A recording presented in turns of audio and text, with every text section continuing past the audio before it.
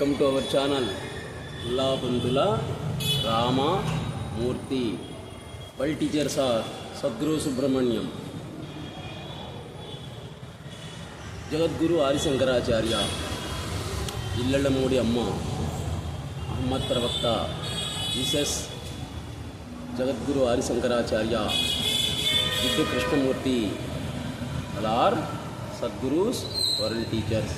I am teacher in Vinikonda. That's all. జ్ఞానధార మౌన భాషణం ద్వారా, సంభాషణ ద్వారా తెలుసుకోలేని విషయాన్ని తెలుసుకోవచ్చు. అది అత్యున్నత ప్రభావవంతమైంది. ఇంట్లో ఉన్న అరణ్యాలకు వెళ్ళిన మనస్సు అనేటువంటిది వెంటాడుతూనే ఉంటుంది. భగవంతుడు చేసేటువంటి ఆరాధనే భగవదారాధన. కలలోని మంటకు మంచుకు కలగనేవాడు కాలిపోడు, కరిగిపోడు. జాగ్రత్త అవస్థ కూడా కల లాంటిదే అని తెలిసినటువంటి మహనీయుడు సుఖదుఖాలకు, కష్ట నష్టాలకు చెలించడు. సన్మార్గుడుగాను దుర్మార్గుడుగాను ఉండేది జ్ఞానమే, దైవమే అని తెలుసుకున్నప్పుడు శిష్టత్వం, దుష్టత్వం రెండూ కనపడవు. చెడు కలైన, మంచు కలైన గాఢ నిద్రకు ఆటంకమే. పాపమైన, పుణ్యమైన మోక్ష సుఖానికి ఆటంకమే అవుతుంది అంటారు సద్గురు సుబ్రహ్మణ్యం గారు. చిత్తశుద్ధి, సంకల్పబలం, ఆత్మవిశ్వాసం ఉన్నటువంటి వాళ్ళకి అపశకునాలు కానీ, దుర్ముహూర్తాలు కానీ, రాహుకాలాలు కానీ ఏమీ చేయలేవు. ఆత్మబలంతో అన్నింటినీ ఛేదించవచ్చు. తనకు మించిన తండ్రిని చూస్తే ఏ తండ్రికైనా ఆనందమే. కొడుకు దగ్గరే ఓడిపోవాలి అనుకుంటాడు తండ్రి. దేవుడు కూడా అంతే. తన సీట్లో కూర్చునేటువంటి వాడి కోసమే వెతుకుతున్నాడు. ఏ అనుభవము లేని కేవల సాక్షి స్వరూపుడు జీవుడు. దేవుడు అనంతుడు. పొందడం, పోగొట్టుకోవటం అనేటువంటిది అసంభవం. నా ద్వారా చెప్పబడుతున్నది అన్నప్పుడు జీవజల వలె నిరంతరం దివ్య భాషణం తనలో ఊరుతూనే ఉంటుంది అంటారు సద్గురు సుబ్రహ్మణ్యం గారు. నేనే చెప్తున్నాను అన్నప్పుడు ఆ జీవజల అనేది ఆగిపోతుంది. ఏ విషయంలోనైనా తానే కర్త అనేటువంటి భావం పోవాలి. పాలల్లో నీళ్లను కలిపితే కలిసిపోతాయి. పాలను వెన్నగా మార్చి నీటిలో కలిపితే తేలియాడుతుంది. జీవుడు భగవన్మయ శక్తిని పొందితే తోటి జీవులతో ఉండి చెడుదారి పట్టడం అనేటువంటిది జరగదు. దేహం, శరీరం, నాహం నేను కాదు, కోహం మరెవరు, సోహం ఆత్మే నేను. రమణ మహర్షి చేతికి పెద్ద క్యాన్సర్ గడ్డ వచ్చింది. ఆ చేతిని అంతే పైకెత్తి రబ్బర్ షీట్ మీద పెట్టారు. నొప్పితో ఉన్న చేతిని ఎలా పైకెత్తారు అని ఒక భక్తుడు అడిగారు. చనిపోయిన తరువాత నా దేహాన్ని నలుగురు మోయాలి, ఇప్పుడు నేనొక్కడినే మోస్తున్నాను అని అన్నారు.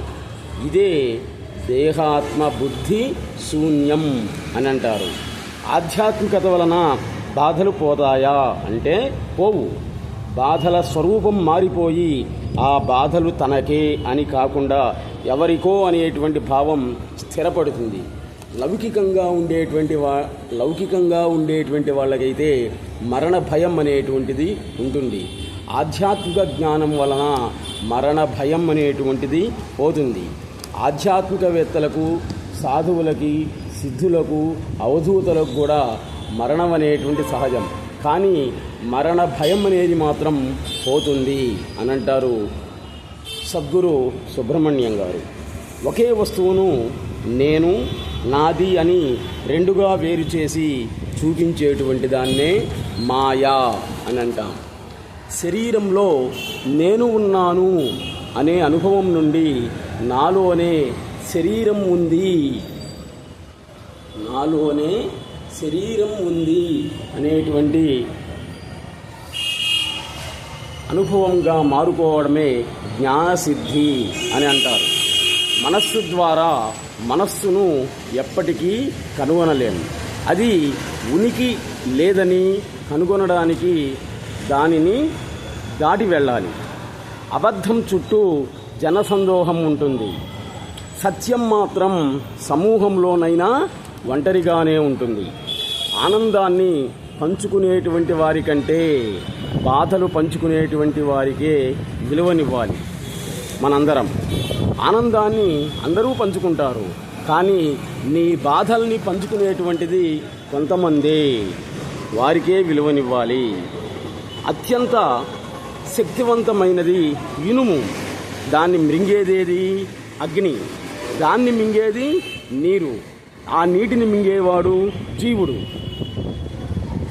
జీవి మరణ భయాన్ని మింగేసేదే భక్తి అనేటువంటిది. మరణ భయం ప్రతి ఒక్కరికి కూడా మరణ భయం అనేటువంటిది ఉంటూనే ఉంది. ఆ మరణ భయాన్ని పోగొట్టేటువంటిదే భక్తి అనేటువంటి మార్గం. అంతకంటే వేరే మార్గమే లేనే లేదు. తల్లిదండ్రులే ప్రత్యక్ష దైవాలు. వారిలో లోపాలను గురించి పిల్లలు ఎప్పుడూ కూడా ప్రశ్నించకూడదు, ప్రత్యక్షంగా ఎప్పుడూ కూడా అడగకూడదు. వాళ్ళ ప్రేమ వల్లనే శ్రమ జలంతో నీవు ప్రతిరోజు స్నానం చేస్తూ ఉన్నావు. ఏదైనా పట్టనట్టు ఉండాలి, పట్టించుకోకుండా ఉండకూడదు అంటారు సద్గురు సుబ్రహ్మణ్యం గారు. కష్టానికి అలవాటు పడు, సుఖానికి అలవాటు పడినట్లయితే చాలా ప్రమాదం అని అంటారు గురువుగారు. దేవుడే జీవుడి కోసం ఎందుకు ఈ జీవితాన్ని ఇచ్చాడు అని అంటే జీవించడానికే అని అంటారు అందరూ. నిజంగా మనం జీవిస్తున్నామా ఒక్కసారి ఆలోచించుకోండి. జీవించడం అంటే నెంబర్ 1 స్పృహలోనే ఉండడం, నెంబర్ 2 జాగరూకతతో మెలగడం.